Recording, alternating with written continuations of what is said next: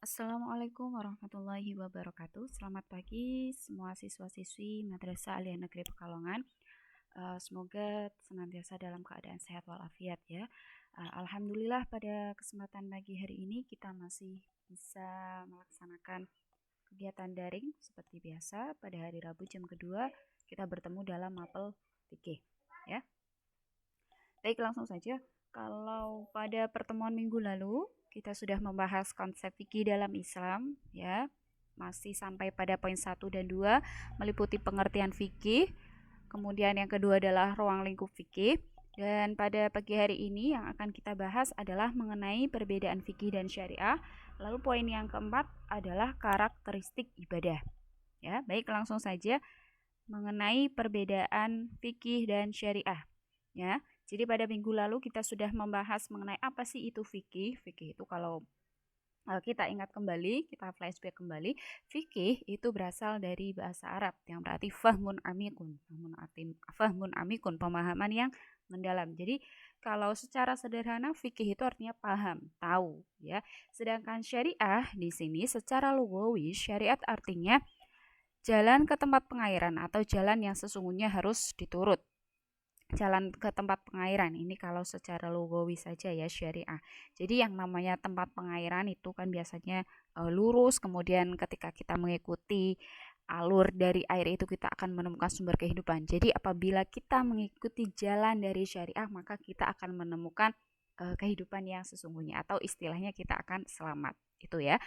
Secara filosofinya seperti itu. Kemudian yang kedua, syariah ialah agama yang lurus yang diturunkan oleh Allah Subhanahu wa taala. Agama yang lurus yang diturunkan oleh Allah Subhanahu wa taala. Artinya apa? Syariah ialah segala perintah yang datangnya langsung dari Allah, datangnya langsung dari langit gitu ya. Jadi keberadaan syariah ini kalau kita rasakan sekarang itu wujudnya seperti apa? Wujudnya segala perintah yang tertuang atau tertulis di dalam Al-Quran, di dalam teks-teks suci. Itulah syariah. Nah, keberadaan syariah ini untuk apa? Keberadaan syariah tentunya untuk kita, umat manusia, supaya kita tunduk, kita taat kepada Allah. Ya, diwujudkan dalam bentuk apa? Diwujudkan dalam bentuk ibadah kepada Allah. Nah, itulah syariah. Ya, jadi syariah sekali lagi agama yang lurus yang diturunkan oleh Allah atau segala perintah yang datangnya langsung dari Allah. Jadi tidak melalui tidak berupa hasil pemikiran manusia ya. Kalau fikih itu baru hasil dari ijtihad para ulama atau hasil pemikiran dari manusia. Itulah bedanya.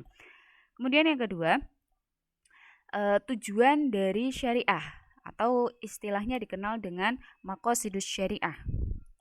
Inilah kalau tadi secara umum keberadaan syariah itu supaya manusia tunduk dan taat kepada Allah. Nah, secara khusus tujuan dari syariah ini ada 5 atau istilahnya adalah maqasidus syariah. Yang pertama adalah hifdzuddin, 2 hifdzun nafs, yang ketiga hifdzul aqli, keempat hifdzun nasl, dan yang kelima adalah hifdzul mal. Yang pertama adalah hifdzuddin. Ad-din itu artinya agama, hifdzu itu menjaga atau memelihara. Hifdzuddin artinya adalah memelihara agama. Maksudnya bagaimana hifdzuddin itu? Ya, jadi kita sebagai manusia atau khalifah di muka bumi ini bertugas untuk menjaga dan memelihara tegaknya agama Islam di muka bumi ini. Ya, karena apa? Agama itu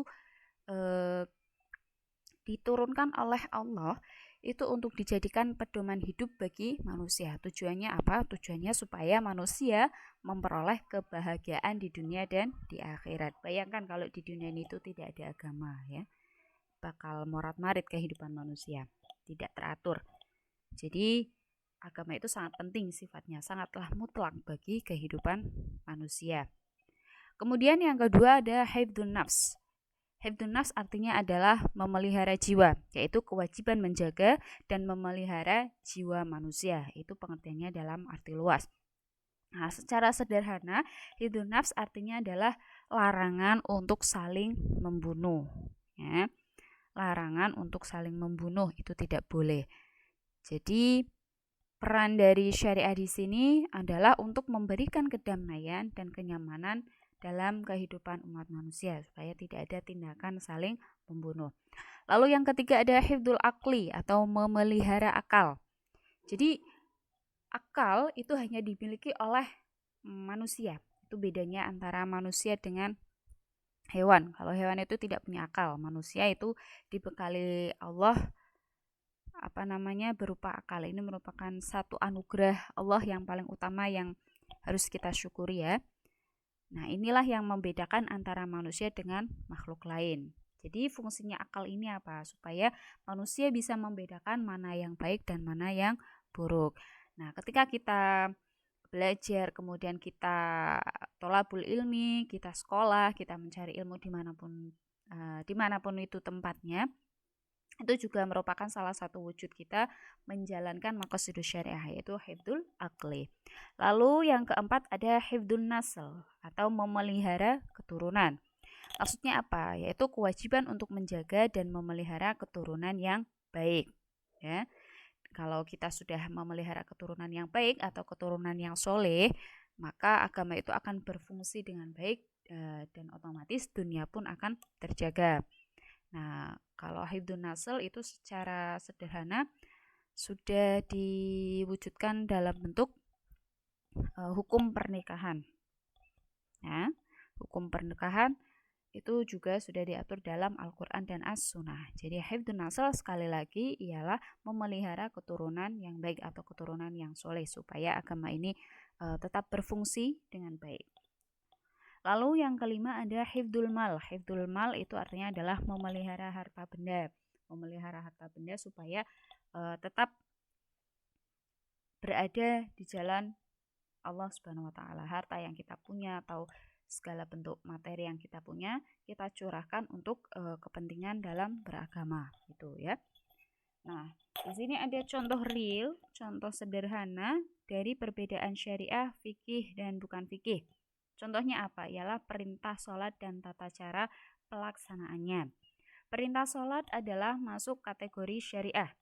Ya, kalau sholatnya itu termasuk kategori syariah karena sholat itu merupakan perintah yang datangnya langsung dari Allah. Jadi kalau kita flashback kembali, perintah sholat itu mengingatkan kita pada peristiwa Isra dan Mi'raj. Itu Nabi naik ke langit ketujuh dan menemui Allah Subhanahu wa taala, kemudian mendapatkan perintah untuk sholat. Jadi langsung datangnya dari Allah. Kemudian tata cara pelaksanaan sholat termasuk kategori fikih. Nah, termasuk kategori fikih tata caranya. Kalau fikih itu tadi ya berdasarkan pengertiannya adalah hasil ijtihad para ulama. Itu namanya fikih. Hasil pemikiran para ulama itu namanya fikih. Jadi fikih itu adalah untuk memahami teks-teks yang ada di dalam Al-Quran supaya disederhanakan lagi, dipahami oleh umat manusia itu lewat fikih. Jadi kalau di dalam fikih kita mengenal ada 5 imam besar. Ada Imam Hambali, Imam Hanafi, Imam Maliki, kemudian ada Imam Syafi'i ya. Nah, 4 madhab itu kita ikuti salah satunya. Jadi keempat madhab ini, madhab fikih ini berbeda-beda ya.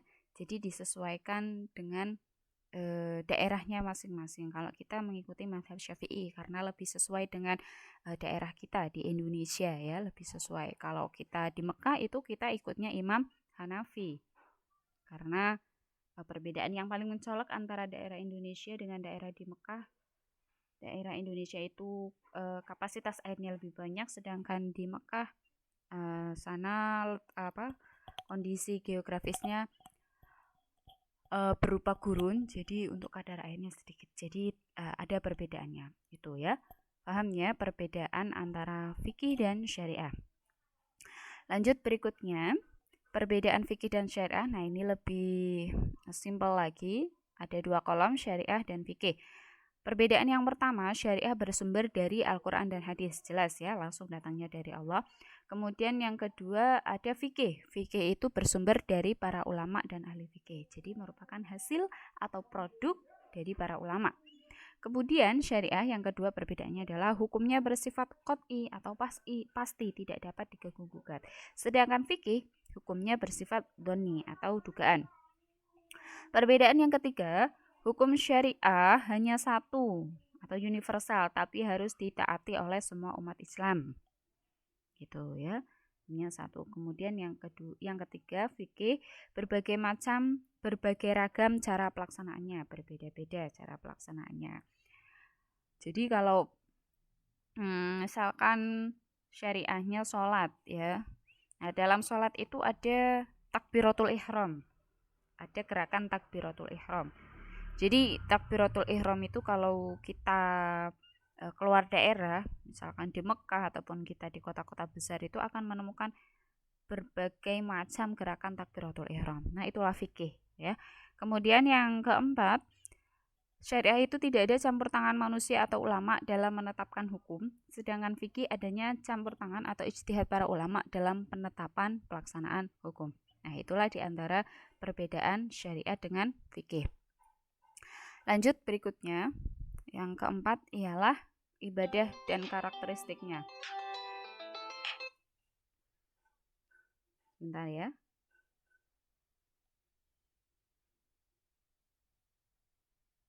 Ibadah dan karakteristiknya. Yang pertama adalah pengertian ibadah. Ibadah secara bahasa berarti taat, tunduk, hina, dan pengabdian. Itulah ibadah abdun. Kemudian secara istilah ibadah ialah semua bentuk pekerjaan yang bertujuan untuk memperoleh ridho Allah. Nah, itulah ibadah. Gitu ya.